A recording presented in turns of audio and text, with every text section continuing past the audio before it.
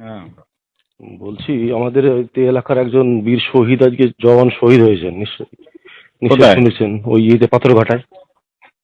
হ্যাঁ, শুনেছি। ওখানে তো যাওয়া দরকার ছিল আমাদের, তার পাশে থেকে পরিবারের পাশে সমবেদনা জানানো তো উচিত ছিল। এখানে সিপিএম নেতৃত্ব ওখানে গিয়েছে, যোগাযোগ করছে, ওরা একটা বিজেপিকে একটা ব্যাকফুটে ফেলানোর চেষ্টা করছে। রাখো তো তোমার ব্যাগ ফুটে ঠাকুরটা।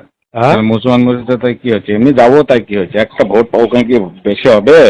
সবকিছু ভোটের রাজনীতি দেখতে গেলে হবে? হ্যাঁ, বলুন। ভোটের রাজনীতি দেখতে হবে এখন।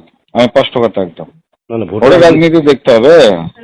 ওই একটু, হ্যাঁ।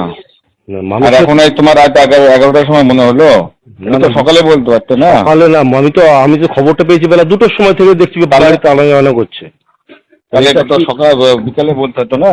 বিকালে বলতে তো এটা সঙ্গে মানে এটা কি যাওয়া কি উচিত নয় না কি? কি উচিত তো যাওয়া যাচ্ছে। ওখানকার আমার যে কার্যকর্তারা আছে ইতিমধ্যে তারা ওখানে গিয়েছে, পাথরঘাটার যারা দায়িত্ব আছে, ওই অঞ্চলের যারা দায়িত্ব আছে, একটা টিম না, তার বাড়িতে চলে গেছে। সে তার বাড়িতে যায়নি, এবার আমি ওই জন্য বলছি আর কি। ওখানকার প্রদীপ পাল তো আমাকে বললো গিয়েছে। প্রদীপ পাল গিয়েছে, কেউ হয়তো যায়নি ওখানে। ওখানে যা গিয়েছে সিপিএম এর লোক গিয়েছে শুনলাম, বিজেপির কেউ ওখানে শোনো তাহলে, আমার সব জানা নেই, আমার তাহলে বলার কিছু নেই। না না, ওখানে বাইরে থেকে কেউ যায়নি, আমি তো বলছি ওই গ্রামের লোকজনই গিয়েছে, ছেলেপুলে গিয়েছে, আর এখনো আসেনি মোড়াটা। না, মরাটা না আসুক, পরিবার পাশে গিয়ে দাঁড়িয়ে অন্তত সহানুভূতিটুকু তো দেওয়া যেত।